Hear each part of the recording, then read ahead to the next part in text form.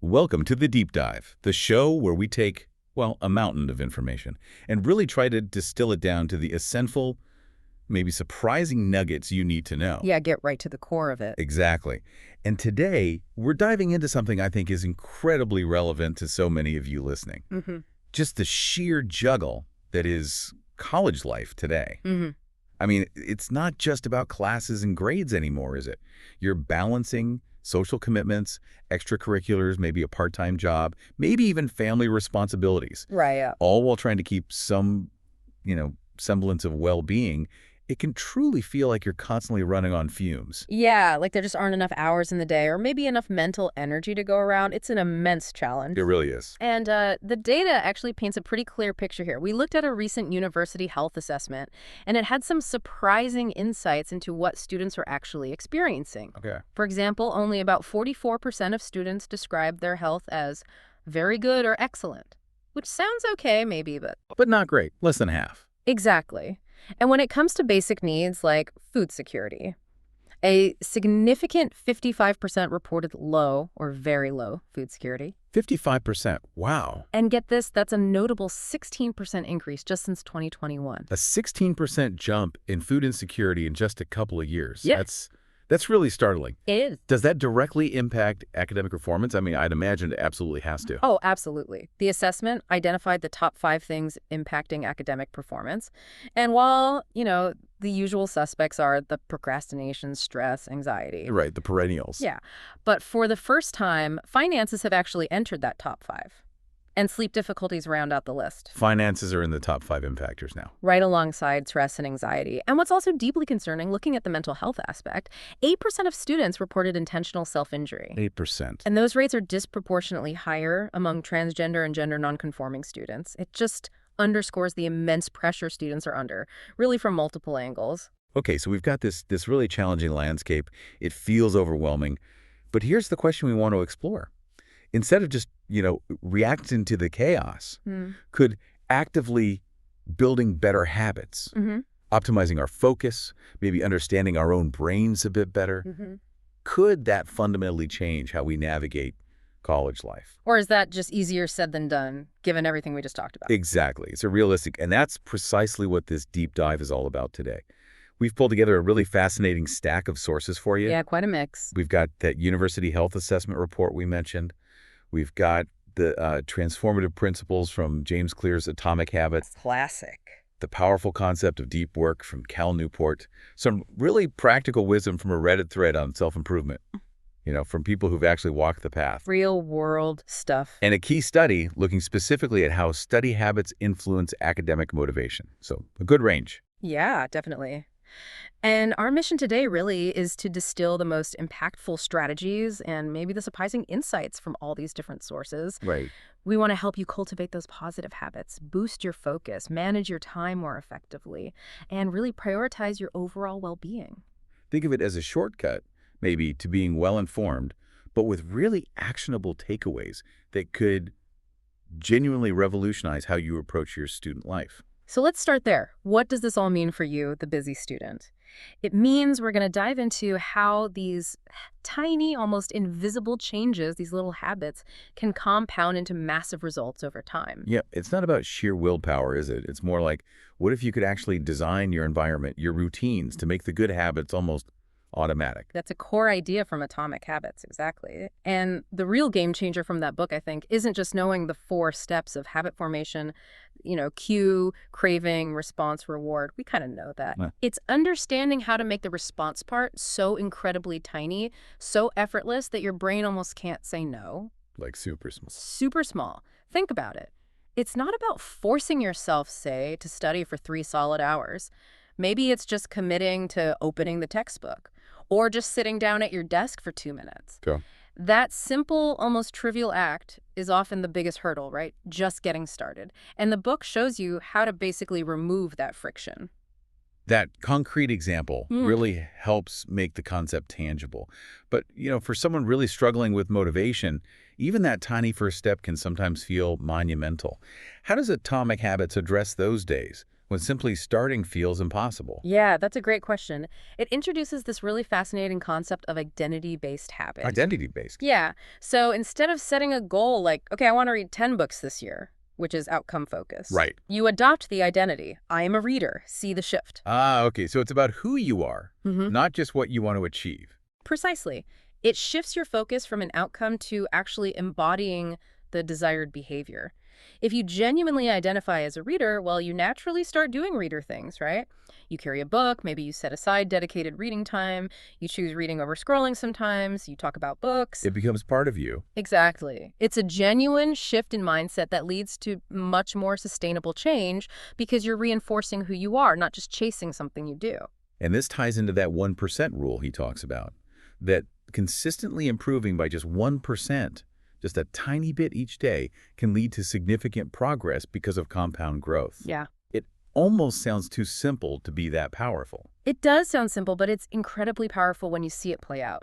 Imagine if you just got 1% better at understanding your course readings each day, or maybe 1% more consistent with going for a walk or doing some exercise. Over time, that doesn't just add up linearly, it compounds exponentially. It's the difference between, barely keeping up and truly mastering a subject or reaching a fitness goal you once thought was impossible. It sneaks up on you, but in a good way. And speaking of making things easier, our sources also really emphasize how crucial your actual physical environment is for building these habits. Oh, absolutely. It truly is. If you want to study more consistently, for example, dedicate a specific study area. Make it as free of distractions as possible. So put the phone away. And fully remove the phone, maybe block distracting websites, make sure you've got good lighting, create the conditions for focus. And conversely, to discourage bad habits, maybe avoid studying in bed, right? Let roommates know your dedicated study hours. Right, set those boundaries. Your environment is such a powerful, often overlooked lever for behavior change because it sets up those cues, the first step in the habit loop, automatically for you. Habit stacking also sounds incredibly efficient. That came up in Atomic Habits, too. Yeah. It's all about streamlining, right? Making it flow. Exactly. It's very clever. You link a new habit you want to build onto an existing established routine you already have. Okay, give me an example. Sure. So if your morning routine is like wake up, brush teeth, shower, get dressed pretty standard. Yep. You could stack a new habit onto that. Like, Right. after I get dressed, I will spend 5 minutes reviewing my schedule and prioritizing my tasks for the day. Ah, okay. So the old habit triggers the new one. Exactly. The existing habit, getting dressed, becomes the cue for the new one, making it feel much more automatic over time. It's like building a little positive chain reaction right into your day. But, even with the best habits lined up, if your mind is scattered, if you can't focus, you're not really getting much done effectively. True. Which brings us really neatly to the next big lever for student success we found in the sources. Yeah. Focus. It feels like our attention is constantly being pulled in a million directions these days, doesn't it? Oh, absolutely. It's a constant battle. And this is where Cal Newport's concept of deep work comes in. It's really relevant here. Okay, so what exactly is deep work? Newport defines it as basically professional activities performed in a state of distraction-free concentration. The key is that it pushes your cognitive capabilities right to their limit. So intense focus. Intense focus. He actually uses a formula. High-quality work produced, time spent multiplied by intensity of focus. Okay. And his argument is that most students, and frankly most professionals, spend a lot of time working but with very low intensity. They're engaging in what he calls shallow work. And shallow work, just to clarify, is like those non-cognitively demanding tasks, things you often do while you're distracted. Exactly, like checking your phone constantly during a study session, or maybe half listening to an online lecture while you're scrolling social media. We've all done it. Guilty. Yeah. Right. And when you get a notification and you just quickly check it, even for a second, Newport says a small part of your brain actually remains focused on that distraction. He calls it attention residue. Attention residue. I like that term. It's evocative, isn't it? It's like leaving a dozen tabs open in your mind. You're technically there for your main tasks, like studying. But a part of your cognitive capacity is still processing that notification, that email, that text message. So it fragments your attention. Totally fragments it, makes it impossible to study or work with 100% focus. And we've all been there, trying to multitask, thinking we're being efficient. Yeah, feels like you're doing more, but maybe you're not. Well, his point is, to produce the same quality of work when you're fragmented like that, you end up needing to spend much more time. Deep work, on the other hand, because the intensity is high, actually saves you time in the long run and produces much higher quality output. He mentions people like Bill Gates, right, Mhm. taking those think weeks. Exactly. Famously taking weeks in complete isolation, just think and focus to produce groundbreaking work. Apparently, he still does them even today. Wow. So for students, though, I mean, most of us don't have a remote cabin in the woods like Bill Gates for these undisturbed think weeks. How do you actually practice deep work in a busy, maybe noisy college environment?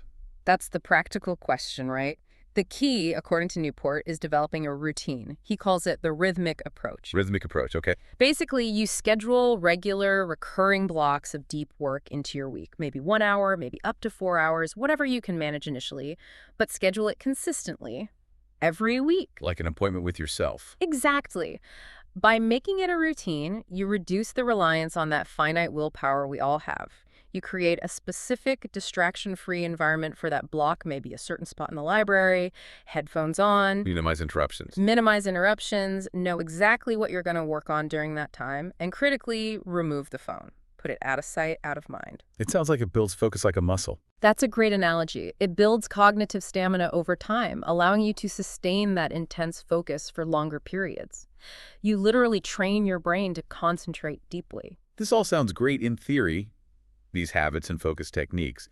But what about the actual messy, lived experience of students trying to implement this stuff?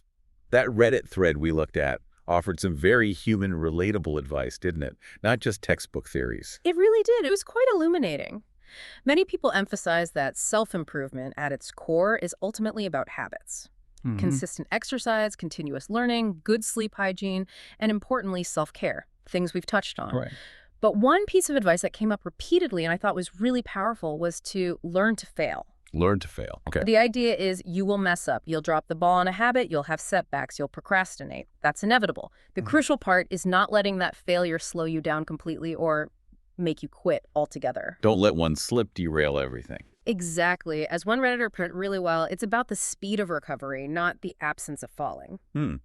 I like that. The speed of recovery. That's a powerful distinction. Yeah. And there was also a lot of discussion on that thread about mental health, which ties directly back to that university report data we saw earlier. Therapy came up, but with some maybe nuanced viewpoints. Yes, definitely nuanced. Some Redditors really highlighted therapy as a crucial investment in self-care and healing, emphasizing the importance of addressing past trauma early on. Okay. Others suggested, well, maybe it's not always necessary for everyone, advocating more for common sense, getting in tune with yourself, self-reflection, So different perspectives. different perspectives. But the general consensus, overridingly, was that prioritizing mental well-being is absolutely paramount for overall life success. Along with practices like, interestingly, running and meditation came up a lot. Running and meditation. Yeah, as practical tools. It kind of echoes principles you see in psychology, right?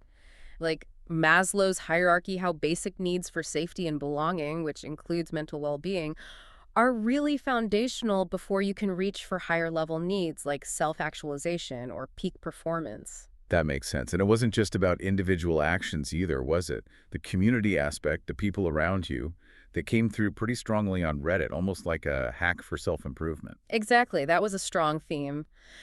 Many people advised being really careful about your surroundings and specifically who you spend your time with.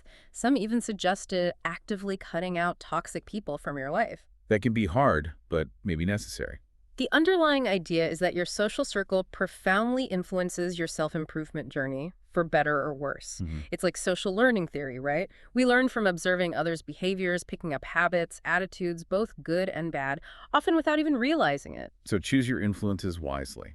Essentially, yes. Surround yourself with people who support your growth.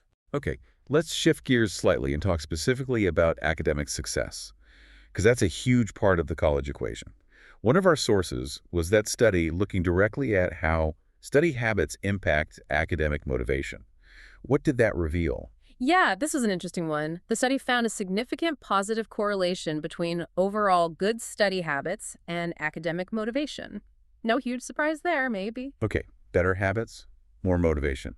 Makes sense. But specifically, two habits stood out. Budgeting time, so planning and time management and taking examinations, which they defined as Preparing well for exams, not just the act of sitting them. So planning your time and preparing thoroughly. Right.